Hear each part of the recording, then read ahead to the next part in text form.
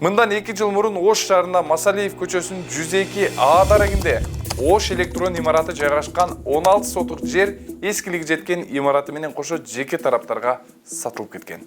Ошентип алды сатты келишими боюнча чуу чыгат. Мындан улам имараты менен кошо жерди сатууга болбойт деген чечим коомчулуктун көңүлүн бурду. Ашмалтай чыккан бул иште кадастр ишканасы Ош электрону күнөөлөсө, Ош электро ишканасы кадастр ишканасын айыптайт. Бүгүнкү күндө сөз болуп жаткан ошол жер имараты менен Оштогу бир күркүлдүн ээлигинде калууда.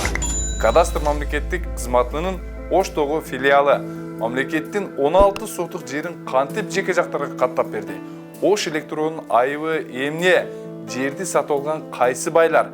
Мэриянын мүлкүн жеке тараптарга менчиктеп жатса, кайтарууга эмне аракет кылышпады?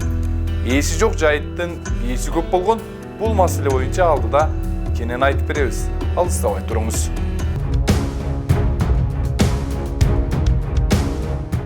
Ош электронун эски зданиясы сатылып кеткен имараты.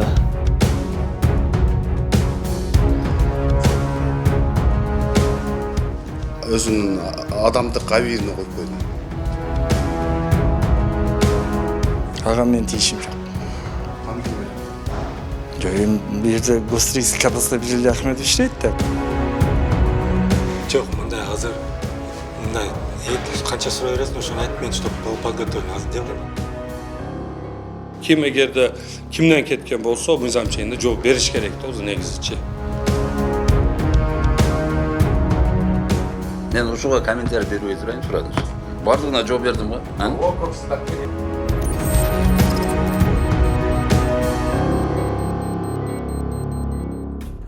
Ош шаарынын так ортосунан сиздин жеке өзүңүзгө таандык болгон 16 сотуктан ашык мамлекеттик акты китеби бар жер тилкеңизди кимдир бирөөлөр жеке колдорго же башка бирөөлөргө өткөрүп жиберсе эмне кылат элеңиз? Шаарда 1 сотук жердин баасы 10 миңден 30 миң акш долларына чейин бааланып жатса, албетте жөн карап отурбайсыз. Кала жетекчилиги берешен, кол ачык окшойт. Элдин 16 сотук жерин жеке колдорго өткөрүп, ал андан ары алды сат болуп кетти. Биз эч кандай бир конфликт интересибиз жок. Ал коргойбуз. Ким эгерде кимден кеткен болсо, мыйзам чегинде жооп бериш керек да, өзү негизичи. Бул менин колумдагы Ош шаардык бийлигинин токтому. Бул токтомду чыгарган орган гана өзгөртө алат жана соттун чечими менен жокко чыгат. Бир барак кагаз 1 сотук жерде эмес, гектарлаган жердин кимге таандык экендигин аныктайт. Ош шаардык бийлиги чыгарган токтом 16 сотуктан ашык жердин пайдалануусун жана анын кимге таандык экенин так даана тастыктап турат. Анда кеп башынан болсун. Мэрия тараптан аябай көп токтомдор чыккан. Бул ашык ичине чыккан. Ош шаарында Абсамат Масалиев көчөсүнүн 102А дарегинде жайгашкан электрого таандык имаратты аталган ишкана бир топ жыл пайдаланып келген. Бирок имарат эскиргендигине байланыштуу аны сатуу чечимин кабыл алышкан.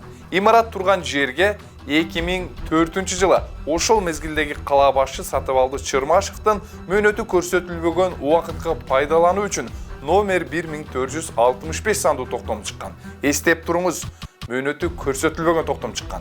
Демек, жердин үстүндө турган имараттын пайдалануудан чыккандан кийин тиешелүү токтомдун негизинде жер мэриянын балансында калуусу керек эле. Бирок, жер муниципалдык менчик башкармалынын балансында жок. Демек, шаар бийлигине тиешелүү болгон бир канча жерлерде дал ушундай жеке жактардын колунда жүрөт деген күмөндүү ой сизде да пайда болсо керек. Көрсөтсүз канча жер бар экен негизи ушундай жерлер? Ал боюнча так маалыматым жок. Сиз мен жөнөттүм го жана юрат. Жок, ал башка маселе. Мен дагы бир башка маселе боюнчачы. Негизи эле ошону жерди жөнүндө азыр мэриянын токтому бар экен. Биз срочный документ бар, ошону качан кайтарып аласыздар? Эмне жөнүндө? Биз срочный документ бар да, мөөнөтү берилген. Мэриянын токтому турат. Анан Кайтарып алуу жөнүндө ал боюнча полностью иликтеп чыгышыбыз керек да. Ал ушундай жерлер канча бар экен, сиз иликтеп көрдүңүзбү? Жок, азыр мен инвентаризация жүргүзүп атам бүгүнкү күндөчү. Так маалымат жүргүзгөндөн кийин анан билинет да. Себеби уместный жери канча бар экен. Ага боюнча инвентаризация полностью жүргүзүп атам. Жанагы задача боюнчачы. Жашыл зонанын жеке жакка өтүп кеткени боюнча барбы маалыматыңыз ошо как раз парктын? Жок, маалыматым жок экен. Ал боюнча сиздерге жана Үмүтай деген кыз бар бизде юридиктор. Ошол боюнча байланышсаңыздар. Кызды көргөн жоксузбу? азыр ого убактында жетишпей атам. Канча болду келгениңизге? Мына 10 күн жүзү болду эми. Имаратты сатууну көздөгөн Ош электро ишканасы 2020 жылдын 17 август айында ачык аукцион өткөрүп, бир канча катышуучунун ичинен Тимурлан Мамасеитовду жеңүүчү кылып тандайт. Ал 8 миллион сомго имаратты сатып алат. Сатып алгандыгы тууралуу аукциондун жыйынтыгында түзүлгөн протоколдо да көрсөтүлгөн. Ал эми Ош электрон ишенимдүү өкүлү Мирбек Исмаилов Мамасеитовго имаратты гана саткандыгын айтууда. Бизге таандык болгон нерсе бул жалгыз гана имарат. Анан жер имаратка Ош шаардык мэриясынын токтому менен 2004-жылкы токтому менен байланган экен 16 соток жери. Мөөнөтсүз пайдаланууга. Башкача айтканда бул биздин жеке менчик тууралуу иш кагаздары жок экен бизде. Анан ошого байланыштуу биз ачык торукка имаратты гана чыгарганбыз, имаратты баалап. Бирок баягы жарыяга көрсөткөнбүз. Имарат сатылат, эми юридический тилде закрепленный жер деген бар. Понятие. Ошол имаратка байланган жери мынанча сотук, бирок кайсы укукта байлаганын көрсөтүп койгонбуз. Мөөнөтсүз пайдаланууда депчи. Жеке менчик деген жери жок да ал жерде. Эми суроо пайда болот. Ош электр ишканасы имаратты гана саттык деп жатат. Ошондо имарат турган жерди ким сатты? Жеке тараптардын колуна мэриянын жери кантип өтүп кетти? Жердин ээси бүгүнкү күндө ким? Биз кадастр мамлекеттик мекемесинен алынган документтерди карап, жердин ээлери ким экендигин, кимден ким алгандыгын дароо эле көрдүк. Сиз да көрүңүз. Аталган тилке 2004 жылдын 18 ноябрында номер 1465 сандуу токтомдун негизинде мөөнөтсүз пайдаланууга берилген. Токтомду негиз кылып 2011 жылдын 28 февралында мамлекеттик акт алынган. 2020 жылдын 20 августундагы алды-сатты келишимди негиз кылып, мамлекеттик каттоо кызматы мамлекеттик акт китебин жеке жаранга таандык деп жасап берген. Элгиз Айдаров ким? Айдаровтар тууралуу алдыда кенен сөз кылабыз. Ага чейин Ош шаардык кадастр мамлекеттик мекемеси жерди кантип каттап бергенин, алды-сатты келишими мыйзамдуу болгон деген жоопту беришкени тууралуу айталы. Мекеменин Оштогу жетекчиси Ильяс Сансызбаев кылгылыктын баары Ош электродо дейт. Анын жообун чогуу угалы. УМС претензиябыз жок деп турат, көрдүм. Ал мезгилде мэриянын токтому бар да сизде? Мэриянын токтому бар ошол мезгилдеги. Бекитип бергендиги боюнча. 2 жолу ответ болбойт деп түшүндүрүп бердим го. Бир жолу мына ошол горисполком 69-жылы 8 майда ошол жерди бекитип берген. Ош ПЭСке. Ал убакта Ош ПЭС болушкан. Ошондо бекитип берген. Кийин айттым го 2005-жылга чейин ушу правила бир жолго түшкөнгө чейин ушундай заблуждениялар аябай көп болгон. Кийин биздикилер 2011-жылы ал регистрацияларды оңдоп чыгышкан. Азыр бирок мэрия айтып атат. Жер ошол токтом Хорошо, токтом турсун, мэрия айтып атса, эмнеге мына биздин претензиябыз жок деп жазып берет анда мэрия? Алардын совестинде, арагында ушундай адамдар экен да. Көрдүк да адамдарды. Кылгылыкты полностью кылып койгон бирөө шылтаган жакшы көрүшөт. Ошондой кылган адамдар бар, өздөрү билет. Кайрылган өзүнүн адамдык абийирине коюп койдум. Кудайым өзү көрсөтүлө келе жатат го. Туура? Өзүңөр деле байкадыңар окшойт. Ошол мезгилдеги директорлор. 69-жылкы токтом бар. Жер электрого таандык дегенин сиз да уктуңуз. Эми карап туруңуз. Көңүл буруучу жагдай бар. Ильяс мырза өз иштеген, болгондо да жетекчи болуп иштеген миңдеген жарандардын мүлкү сакталып турган базаны бурмалап, маалымат берүү аракетин көрүп жатат. Анткени документтердин тарыхы сакталган базада 2004-жылдагы токтомдун негизинде кадастр ишканасы 2011 жылдын 28 февралында мөөнөтү көрсөтүлбөгөн убакытка мамлекеттик акты бергендиги тууралуу каттоо кызматынын базасында так даана көрсөтүлүп турат. Демек, аталган кызматта катталган күндөн баштап мүлктүн ээси биринчи катталган тарап болуп эсептелинет. Ошондо Сансызбаев айтып жаткан 69-жылдагы токтом күчкө ээ эмес. Негизи сиз өткөндө биз баягы маалымат алганда мурунку госакты жокку чыкты деп элеңиз беле? ооба. Жанагы бессрочный берилген госак. Ал эмненин негизинде жокко чыкты?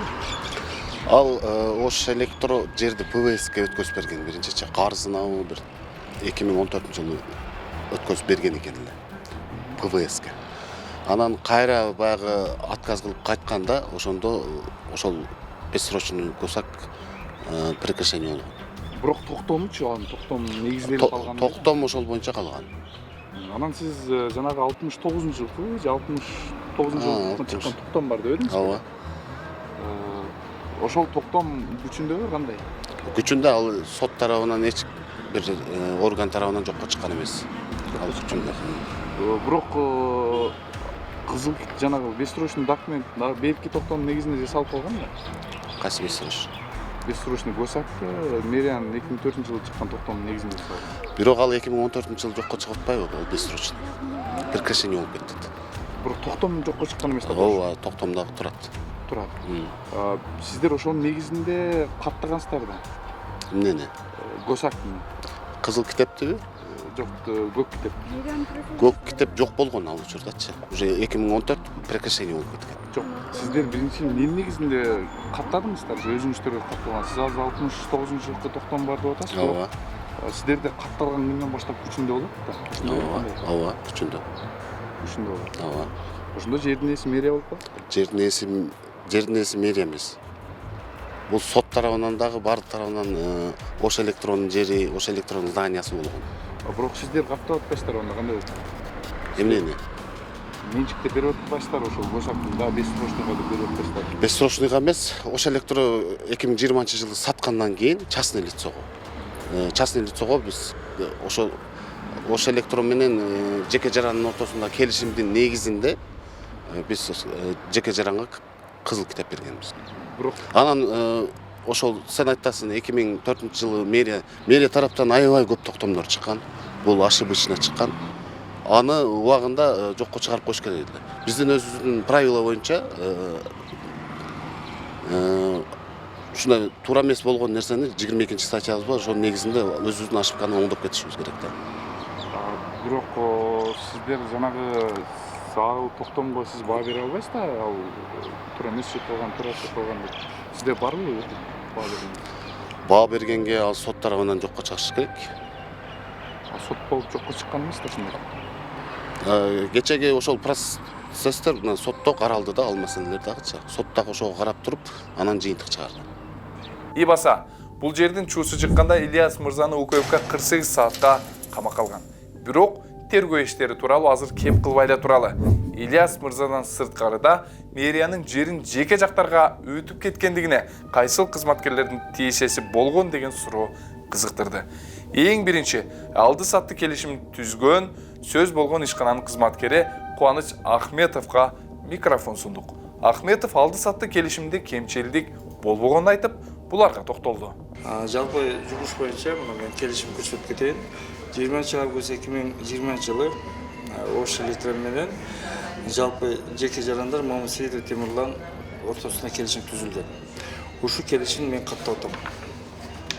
Мен колум.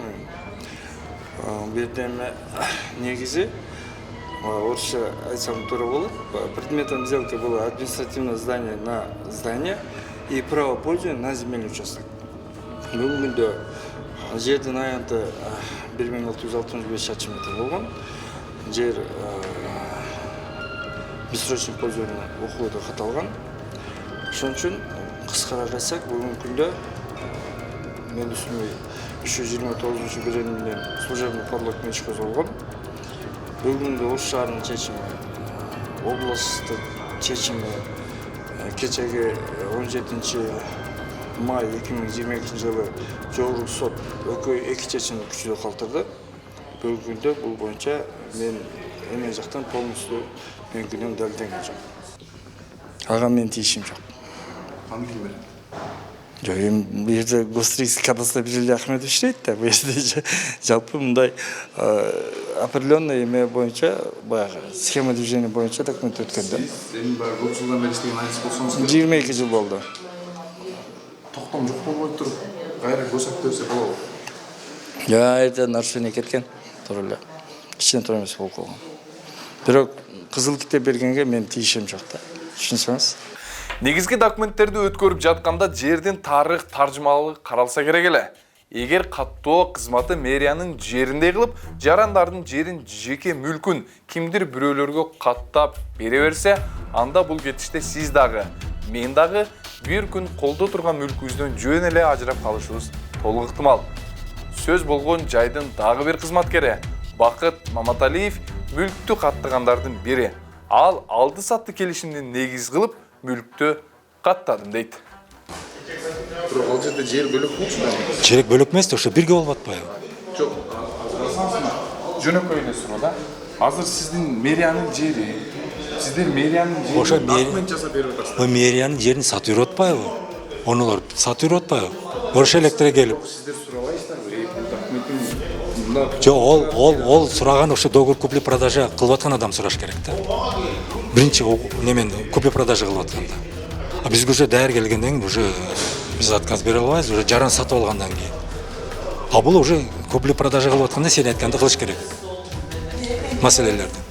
Бул иш боюнча бул убакка чейин мурунку Финполиция, УКМК, Ош шаардык прокуратурасы, Ош облустук прокуратурасы иш алып барган. Ошо төртөө биригип алып текшерсе да, али күнгө чейин чыйынтык чыгара албай келишет. Шаардык көзөмөл органдын өкүлү сөз болгон жер боюнча мыйзам бузулганын бул убакка чейин айтып чыгып, маалымат да берген. Ал эми Ош электро ачык акционердик коомунун кызматкерлери сатканда жерди эмес, имаратты саткан болуп атат. Ал эми жери 2004-жылда Ош шаардын мэриясынын токтому менен мөөнөтү көрсөтүлбөгөн пайдалануу менен мамлекеттик акты берилген. Ал мамлекеттик акты жокко чыккан эмес, ал мамлекеттик токтом жокко чыккан эмес. Бирок ого карабастан жери менен кошо келишим түзүлүп, жеке жактарга 16 сотик менен берилип кеткен. Бул боюнча биз журналдарга каттап, кылмыштардын бирдиктүү реестрине каттап, Ош улуттук коопсуздук комитетинин Ош шаар жана Ош областы боюнча башкармаларына бергенбиз тергөөгө. Алар ошол убакта мамлекеттик кадастр мамлекеттик мекемесинин Ош филиалынын мурда азыркы жетекчиси Сансызбаевди камашкан. Ош шаардык бийлиги Ош электро ишканасы имаратты саткандан бери жерди кайтарып алуу боюнча токтом чыгарып, муниципалдык менчик башкармалыгына берелек. Шаардык бийликтин балансындагы жерлерди көзөмөлдөө иши муниципалдык менчик башкармалыгына жүктөлгөн. Бирок жетекчисинин кайсыл жерде эмне бар экендиги жөнүндө толук маалымат жок. Ал эми Ош шаарынын вице-мэри Жасур Азимов жерди кайтарып алуу ниети бар экендигин айтып, жеке тараптарга өтүп кеткен жер мамлекеттин жери деген жоопту берди. Негизи жер өзү бизде мамлекетибизде 3 түрү бар да жерде. Мамлекеттик жери бар, жеке менчик жер бар, анан муниципальный жер бар да. Эми ал бурун ал жер мэриянын жери болушу мүмкүн эле да. Мен ал боюнча азыр так айта албайм. Мен изилдеп чыккан жерим жок ал жер боюнчачы. Но баланс Ош электрда турган экен да. Ошо 2004-жылдарычы. Бирок токтом бар да, ошондо токтом болгондо сиздердики болобу? Эми токтом болсо, значит, кайсыдыр мезгилде ошо жер Ош электрге же оперативный управлениеге өткөн болушу мүмкүн, же сатылган болушу мүмкүн. Ошондой болуш керек. Ну, возможно, менин оюм боюнча оперативный управлениеге берилген болсо керек да аларгачы. Жок, ошо оперативный управление, оперативдик башкарууга берилди деген сөз, аларга менчикте өткөрүлдү деген сөз. Жок. Ал эми ошондой болсо, эгер оперативный управление берилген болсо, ал менчикке өттү деген сөз эмес. Ал временный пользование, мөөнөтүскө берет. Анан мамлекетке качан керек болсо, мэрияга качан керек болсо, ал жерди алышка укугу бар да эми.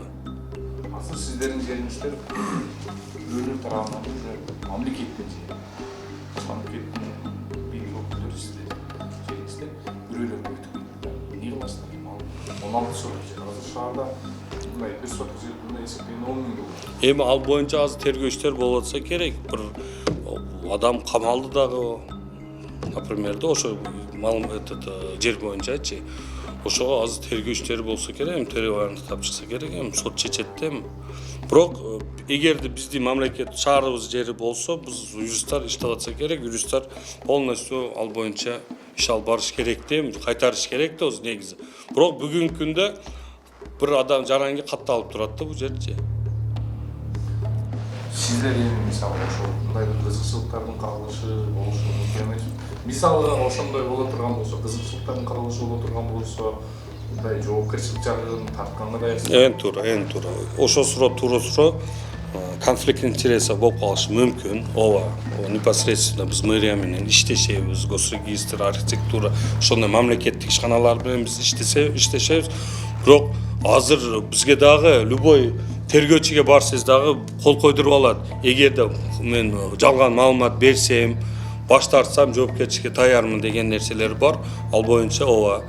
Имаратты аукцион негизинде сатып алган Тимурлан Мамасеитовдун да пикирин угуп, чуулуу жерди кантип сатып алгандыгын жана электрого айта турган кебин тыңгоого болгон аракетибизден жыйынтык чыккан жок. Алло. Тимурлан ака, ассаламу алейкум. Кандайсыз, жакшы турасызбы? Жакшы. Мен ТМЖ телеканалынан атым Датка. Фамилиям Шарданбек уулу. Тимурлан ака, мен бир маселе боюнча чыгып аттым эле сизге.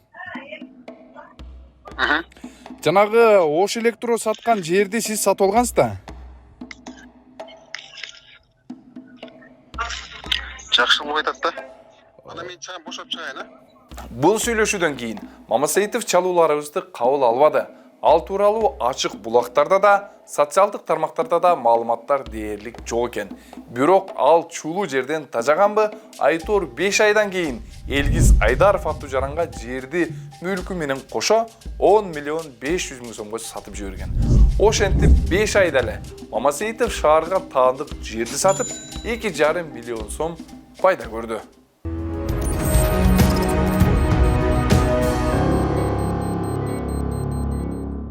Ош электронун ишенимдүү өкүлү болуп, имаратты сатууну колго алган Мирбек Исмаилов аукцион жыйынтыкталып жатканда анын жеңүүчүсү болгон Тимурлан Мамасеитовго имаратты гана саткандыгын белгилеп, ага ооз-эки дагы эскерткендигин айтат. Ал азыр кадастр ишканасы жерди кантип менчикке өткөрүп жиберди деп таң калууда. Тергөөдөчү. Мындай болуп атат, алуучу мындай сиздерге ошо мезгилде суроо берген эмеспи деп атам да, эми 8 миллион сом болсо болобу? Жок, суроо берген эмес.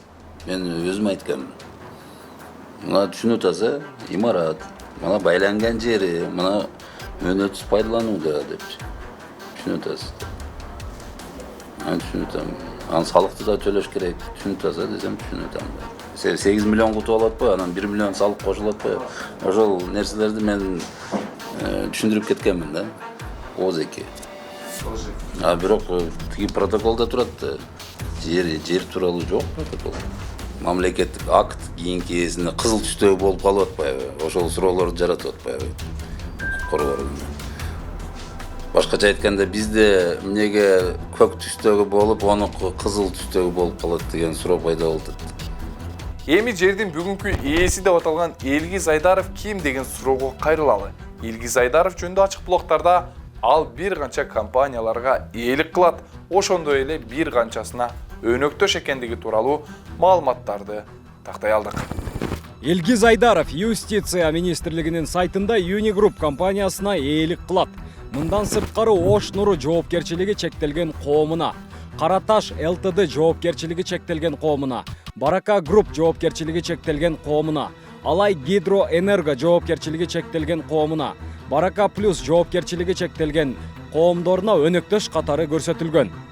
32 жаштагы жигит ушунча байбы деп таң калып жатсаңыз керек. Таң калбаңыз. Ал жогорку кеңештин 4 жолку чакырылышында 4 жолу депутат болгон айтылуу Нургазы Айдаровдун уулу. Экс депутат бир учурда Өзбекстандагы таасирдүү адамдардын бири саналып, Салим Байбатча деген каймана ысым менен таанылган Крим авторитет Салим Абдувалиевди алкаганы менен белгилүү. Поздравляю. Наш опора, это наш человек. Опора наш. Дай Бог здоровья, что расцветал наш Кыргызстан и Узбекистан. Дружба Кыргызстан-Узбекистан. Сами пока живем, мы опора Кыргызстан, кыргызы живы. Бирок калыстык үчүн айта кетели. Элгиз Айдаров бул жерде болгону жерди мүлкү менен сатып алган экинчи адам. Биз аны менен байланыш алган жокпуз. Бизге айтар кеби болсо, чагылдырууга даяр экенибизди ага эстетип коелу. Бирок юристтер жерди алды-сатты кылып өткөрүү, жоопкерчиликтен качуу жана жерди менчиктеп калуунун эң оңой айласы катары сыпатташууда. Мамлекеттик мүлккө же муниципалдык мүлк жеке тарапка өтүп кетти. Ошто татаалдаштырыш үчүн ал мүмкүн баласына там белек кылышы мүмкүн, белек келишимчи, тартуу келишим деп коет. Уже тартуу келишим же башка бирөө соода сатуу келишим десе уже татаалдашат уже процессчи. Сен аркы мындай айтканда алдабай, салдабай сатып алды да, кийинкиси акчасын убагында төлөдү. Ол айтышы мүмкүн, мен убагында төлөдүм акчаны, убагында келишим түздүм, убагында бүт милдеттеримди аткардым деши мүмкүн да алчы. Ошондо бул жерде татаалдаша баштайт процесс. Сени эң акыркы сатып алушы ал деле мындай укуктук жактан корголот да. Жердин чулуу иштери башталып, коомчулукта ар кандай кеп тарап, укук коргоо органдары тергөө иштерин жүргүзүп жатканда, шаардык бийлик жерди кайтарып алуу боюнча токтом чыгарып, муниципалдык менчик башкармалыгына өткөрүп бериш керек эле. Бирок мэриядагы көпчүлүк кызматкерлер кадастр мекемесинин башчысы Ильяс Сансызбаев жөнүндө ачык айтуудан карманып, кадр сыртында көп сөздөрдү айтышат. Мамлекеттин жерин кайтарып алуу шаардык мэриянын түздөн-түз милдети. Шаар бийлиги бала бакча, мектеп салууга деп жер издеп, айласы кеткени менен колдорунда турган мүлктөрүнө ээ боло албай, андай жерлерди кайтаруу тууралуу аракет кылбаганы түшүнүксүз жагдайлардан болуп калууда. Бул убакка чейин шаардык прокуратура, шаардык сотко Мамасеитов менен түзүлгөн алды-сатты келишимди жокко чыгаруу боюнча кайрылган. Бирок сот кайрылууну канаттандыруусуз калтырган. Биздин колубузга тийген жана бутубуз жеткен жерлерден гана маалыматтарды топтоп чыгардык. Бардык мүмкүнчүлүгү бар күч органдары мыйзамдын негизинде бул ишке алда качан эле чекит коюшу керек болчу. Биз иликтөөлөрүбүздү мындан ары дагы улантабыз. Аман туруңуздар.